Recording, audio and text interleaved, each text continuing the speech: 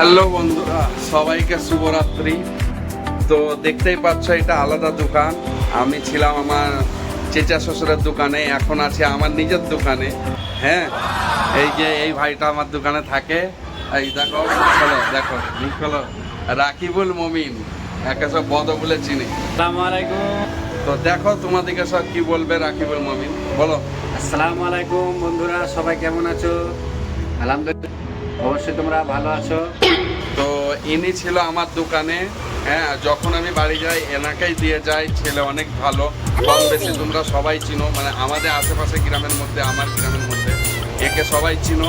তো এখানে আসার পরে আমার সেই চাচা শ্বশুর আবার আমাকে ফোন করেছে যে কই এখনো কেন এলে না। আবার সে আমাকে তার দোকানে ডাকছে। এখন বাজে মোটামুটি 9:15। তো দেখো আমি আবার ওর দোকানে আবার যাচ্ছি এই রাতে।